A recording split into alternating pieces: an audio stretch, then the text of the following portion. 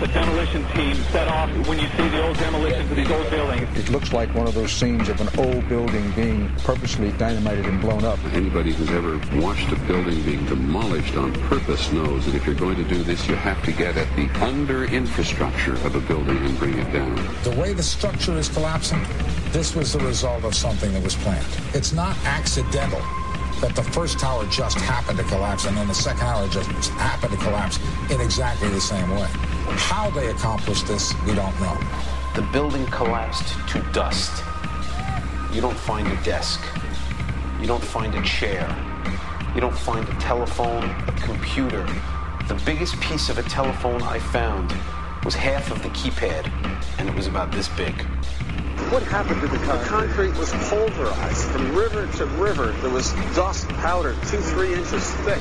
The concrete was just pulverized. In addition to those pictures we've all seen too much on television before, when a building was deliberately destroyed by well-placed dynamite to knock it down.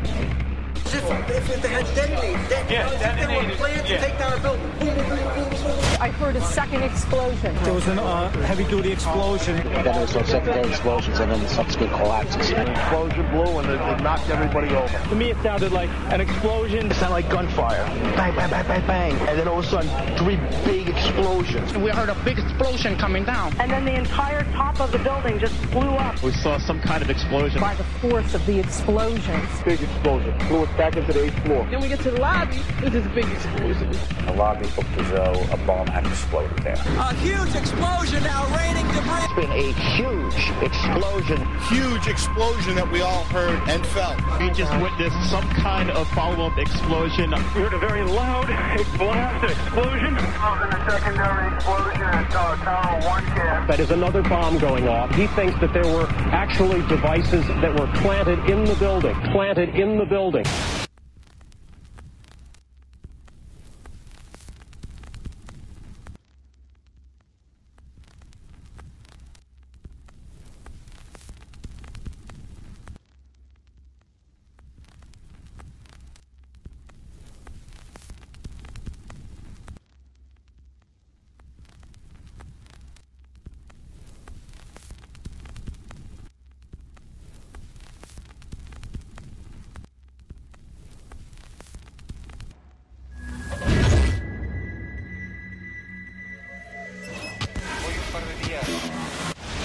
I don't think anybody could have predicted that they would try to use an airplane as a missile, a hijacked airplane as a missile. Nobody in our government, at least, and I don't think the prior government that could envision flying airplanes into buildings.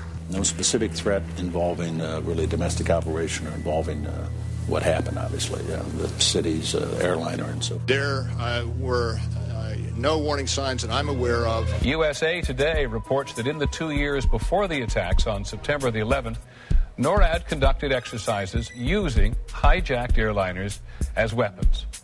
And one target was the World Trade Center.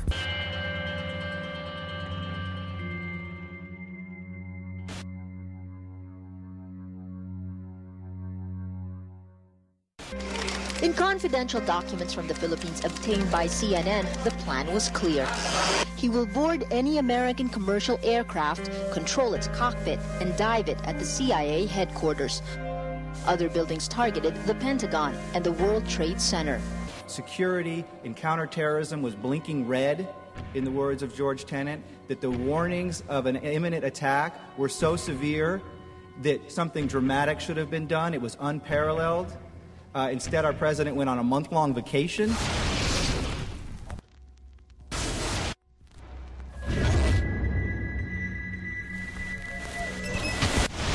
The head of Pakistani intelligence at the ISI, Mahmoud Ahmed, requested Omar Sheikh to wire $100,000 to Mohammed Atta, who was the lead hijacker. Hijacker Mohammed Atta received wire transfers via Pakistan. The man sending the money to Atta is believed to be Ahmed Umar Saeed Sheikh. Omar Sheikh admitted he was supported by the Pakistan government's intelligence service, the ISI.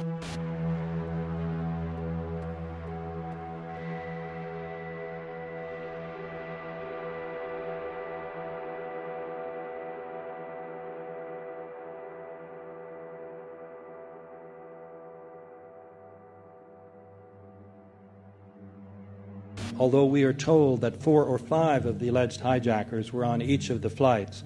If so, their names should have been on the flight manifests.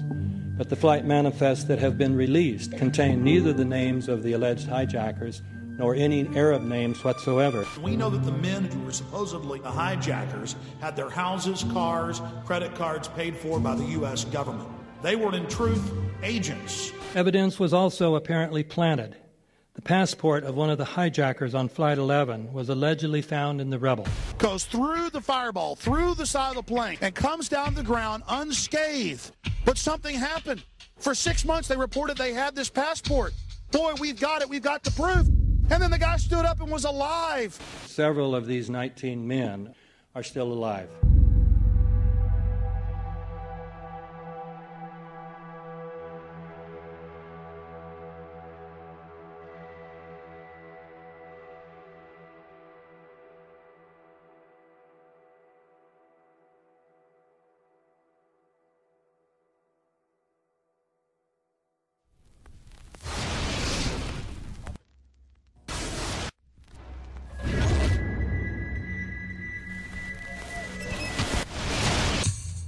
Of course we're after bin Laden. He's January 2001, the Bush administration orders the FBI and intelligence agencies to back off investigations involving the bin Laden family, including 2 of Osama bin Laden's relatives, who were living, guess where, in Falls Church, Virginia, right next to CIA headquarters. When he was already America's most wanted criminal, he reportedly spent 2 weeks in the American hospital in Dubai, was treated by an American doctor, and visited by the local CIA agent. We have not seen one piece of evidence that links Osama bin Laden directly to the planning stages of September 11th. This failure to provide proof was later said to be unnecessary because bin Laden, in a video allegedly found in Afghanistan, admitted responsibility for the attacks. This confession is now widely cited as proof. But the man in this video has darker skin, fuller cheeks, and a broader nose than the Osama bin Laden of all other videos. We again seem to have planted evidence. In 1976, Osama's older brother Salim bin Laden hired a man in Texas by the name of Jim Bath to handle all the investments in the United States for the bin Laden family. Jim Bath also happens to be a personal, almost lifelong friend and former Air National Guard pilot with George W. Bush. The connections between the Bushes and the bin Ladens become much more clear when George Herbert Walker Bush made trips to Saudi Arabia in 1998 and 2000 to meet with the bin Laden family on behalf of a company called the Carlyle Group.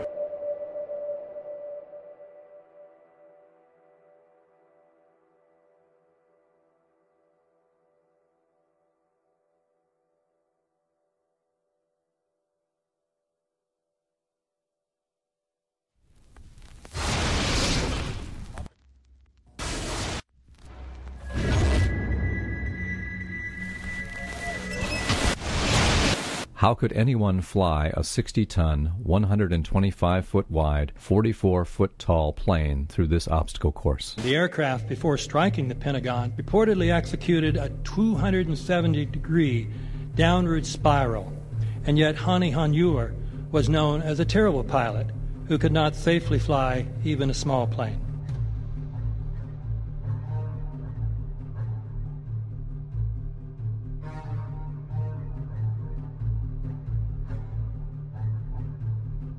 No seats, no luggage, no bodies.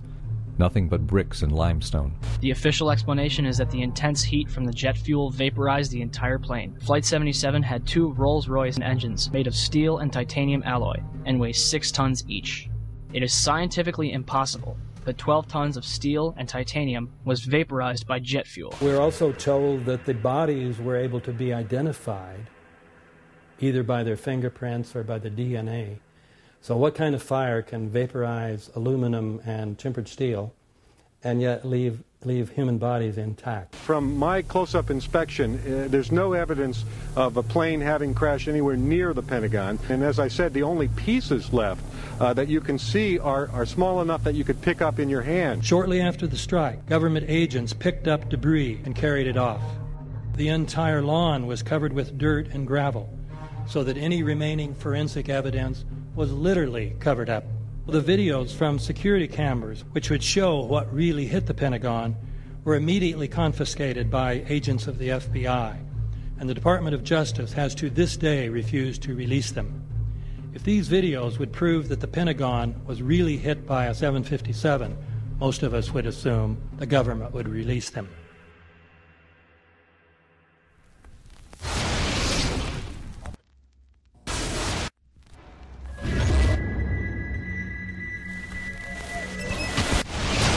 It looks like there's nothing there except for a hole in the ground.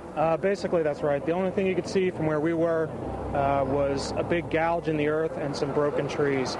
We could see some people walking around in the area, but from where we could see, there wasn't much left. Any large pieces of debris at all? No, there was nothing that you could distinguish that a plane had crashed there.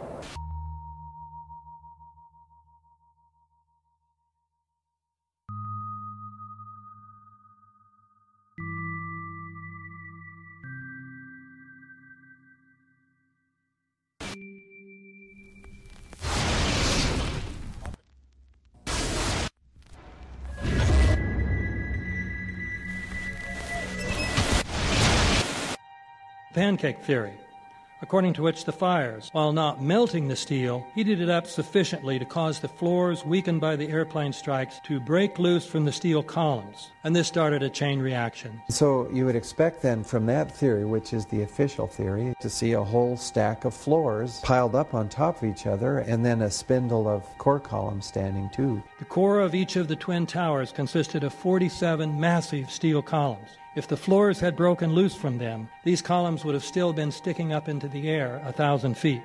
The plane did not cut all those core columns.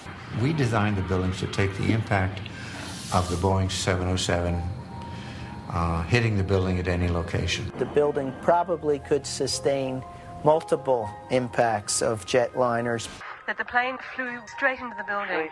Through him, right. Yeah. So you're saying that the building was actually designed to cope with a hole like that and still survive? Yeah, it was. If you had dropped, say, a billiard ball from the top of the World Trade Center, 110 floors up there, it would have taken 8 to 10 seconds to hit the ground, encountering no resistance whatsoever. The Twin Towers came down in nearly free fall speed. 200,000 tons of steel shatters and explodes outwards over 500 feet. This means that floors shattered at an average rate of about 10 floors per second. There is no scenario for a pancake effect of buildings falling that allows them to fall at the rate of free fall. Now what can do that? What can move mass out of the way? Explosives.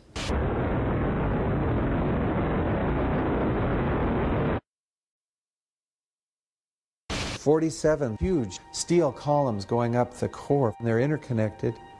How do you get them to fail simultaneously so the core disappears? It looks like those core columns were cut. The way we do this is by cutting the beam at an angle.